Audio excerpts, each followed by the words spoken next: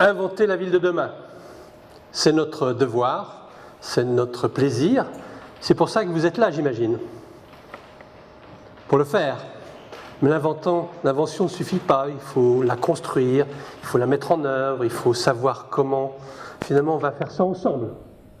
Et je pense à Grenoble, en plus, c'est tout à fait intéressant, comment avancer vers cette notion de smart city, de smart citizen dont tout le monde parle. Alors c'est ce que je voudrais faire avec vous, maintenant.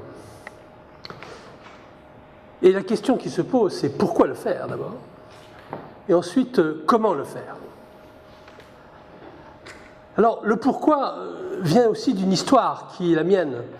Je dirais, il y a quelque temps, je suis professeur à Grenoble École de Management et il y a 5 ans, avec mon ami Gilles Béraud, qui est président du comité 21 et qui a mené la délégation française à Rio, nous réfléchissions à comment, finalement, dans cette ville qui est en train de se construire, et je rappelle que 75% de la population du monde habite dans des villes, comment on pouvait finalement essayer de mettre notre contribution modestement, alors que les architectes, plein de gens travaillent là-dessus, mais comment, venant des logiques du développement durable, comment, venant du domaine de l'intelligence collective et des économies nouvelles, nous pouvions apporter notre contribution et essayer d'emmener quelques personnes telles que vous dans cette réflexion et dans ce débat.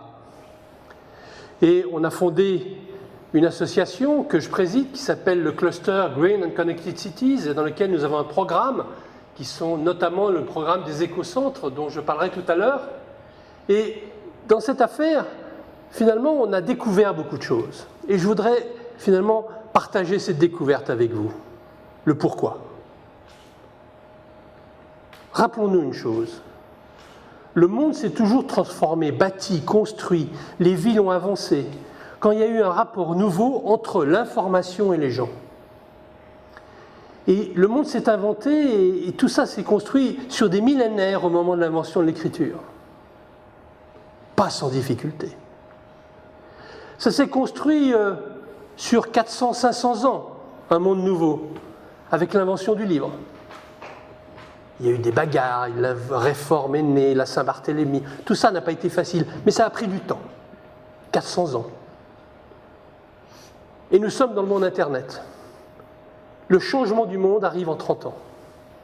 Et nous sommes qu'au milieu. La question, la réflexion qu'on doit se dire, c'est finalement, c'est le rapport à la vitesse. Le temps change, notre temps change. Et dans le même temps, nous sommes dans un contexte où nous avons le temps court de la vitesse de l'adaptation du monde bêta dans lequel nous sommes, et le temps long des infrastructures qui existent, qui doivent se développer et se mettre en place. Paradoxe formidable à vivre. Alors, pourquoi? Il faut prendre ça en compte. Il faut finalement s'y adapter. S'y adapter d'autant plus que quelque chose nous est arrivé sur la tête. La prise de conscience d'un changement radical au moment de 2008. 2008, ce n'est pas une crise financière. C'est la prise de conscience collective que quelque part, nous étions à un moment donné dans cette financiarisation exacerbée qui devenait collectivement insupportable. On a compris qu'on jouait au Monopoly, on a tous compris qu'avec un gagnant, on a décidé d'arrêter de jouer. C'est ce qui est en train de se passer. Et ce passage d'un monde où finalement la logique de processus, de résultats, de financiarisation exacerbée, d'un monde de la quantité, nous amène peu à peu à un monde du devenir, le monde de la qualité. Eh bien, ça nous pose un certain nombre de questions. De plus, on prend tous conscience que, finalement, perdre son temps dans les voitures pour aller au travail, on perd en France 1 million d'heures par jour. On consomme, finalement, du carbone de façon permanente. Il y a une pénurie énergétique qui est en train d'arriver. Tout ça nous amène, finalement, à réfléchir à comment agir dans un monde où, finalement, l'économie se transforme. L'économie bouge. On passe de cette économie de la propriété à une économie de l'usage. Vous le savez bien. Vous allez sur le Bon Coin, vous allez sur plein de choses. Vous mesurez que quelque part, ça ne sert à rien d'avoir une voiture. Ce qui est important, c'est la mobilité. Vous savez bien que quelque part, pourquoi ne pas être dans des logiques de partage? Dans le monde de ce qu'on appelle le monde du co.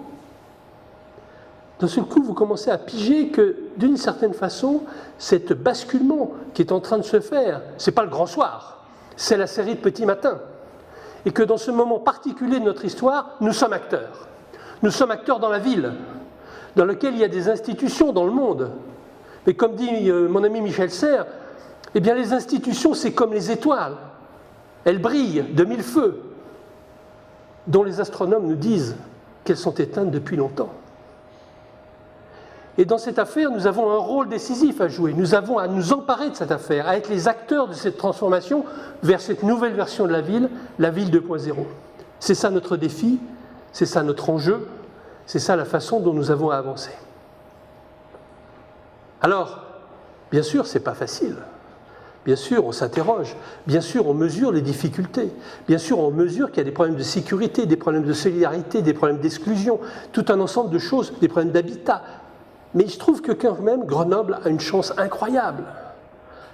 Finalement, dans cette économie nouvelle dans laquelle nous sommes passés à une économie de l'information, une économie dans laquelle le numérique, les nouvelles technologies jouent un rôle décisif, vous savez plus que quiconque que la convergence accélérée des technologies, les nanotechnologies, les biotechnologies, les technologies de l'information, les technologies cognitives avec les robots, qui convergent et qui deviennent toutes des technologies de l'esprit, des technologies culturelles, des technologies de l'interaction, et bien finalement transforment, avancent et nous aident finalement à rentrer dans ce monde particulier dans lequel finalement nous découvrons une chose formidable par rapport à la complexité du monde, par rapport à la complexité de la ville, par rapport à cette complexité extraordinaire que nous avons la chance de pouvoir vivre, mais en même temps la difficulté d'appréhender, parce que la complexité, ça ne se démonte pas.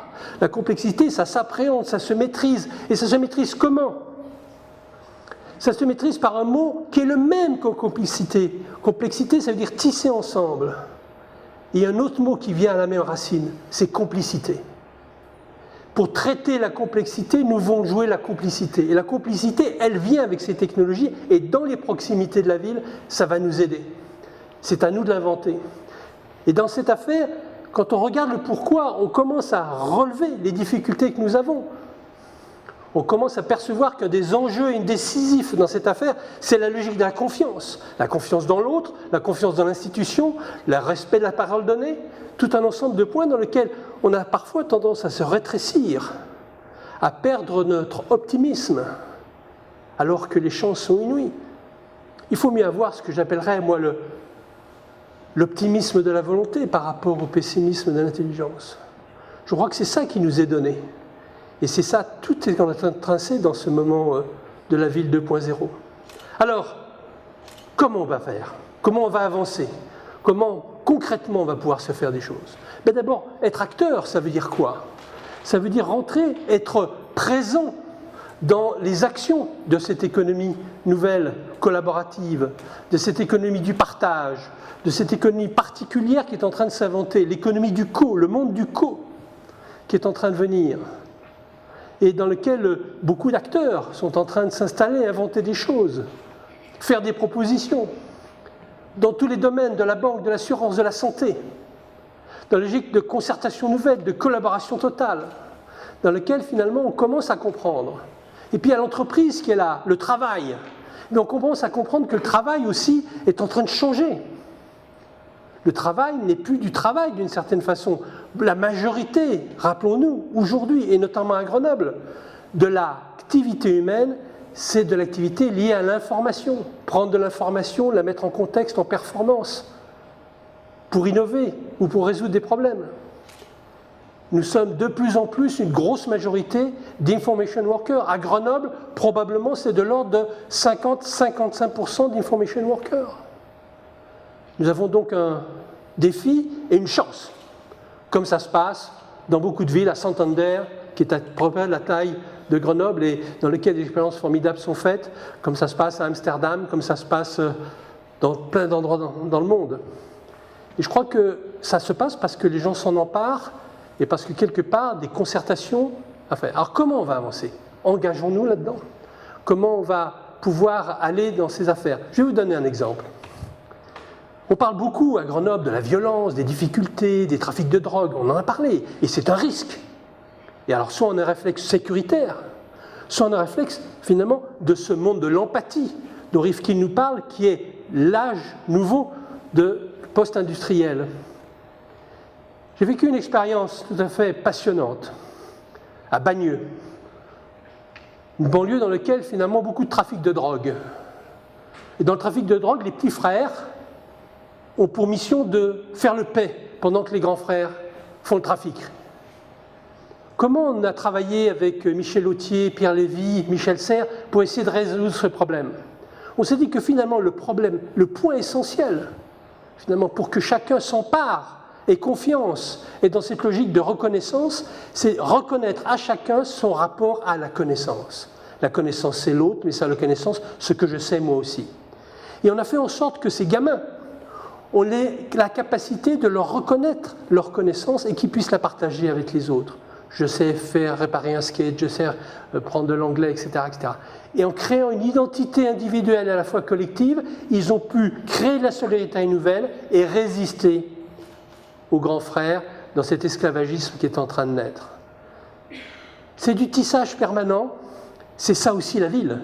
C'est pas que des immeubles. C'est aussi des lieux de travail nouveaux. C'est aussi, et nous aurons l'occasion, je pense, cet après-midi, avec Cécilia, qui nous présentera ces questions-là, mais ce sont les tiers-lieux. Pourquoi, finalement, ne pas inventer des lieux nouveaux? Nous, ce qu'on appelle les écocentres 2.0, c'est-à-dire des lieux d'activité intermédiaires dans lesquels on va pouvoir, ensemble, proximité de son travail, réinventer le quartier. Pourquoi faire comme nos grands-parents, arrière-grands-parents qui allaient au puits chercher de l'eau et puis qui s'y sont arrêtés parce qu'il y a eu de l'eau courante? La courante aujourd'hui, c'est l'information. Pourquoi aller quelque part alors que quelque part nous avons notre iPad, un navigateur, nous avons l'eau au robinet aussi? Ça ne sert à rien. Donc les choses se transforment. Il faut de la confiance, il faut changer le management. Donc comment créer, pousser sur les entreprises pour qu'elles comprennent ça, qu'elles avancent, que le modèle antérieur de l'entreprise, dans lequel l'OS, l'operating system, était très organisé sur le mode contrôle-commande et non pas sur le mode reconnaissance. Et dans cette affaire, je crois qu'on voit que les champs sont immenses. Les champs d'inventer la ville de demain, finalement, sont à portée de tous dans ce domaine. Alors, on n'est qu'au début.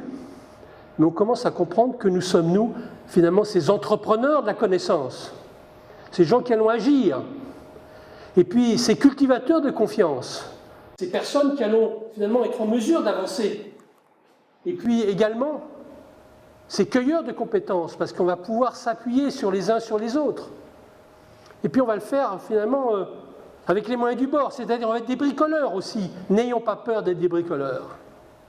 Je crois que c'est ça la solution pour avancer ensemble, et je crois qu'on n'est qu'au début de l'histoire. Mais Grenoble a une chance incroyable et on devra la vivre. Alors, finalement, on commence à comprendre que we are what we share. Nous sommes ce que nous partageons. Je vous remercie.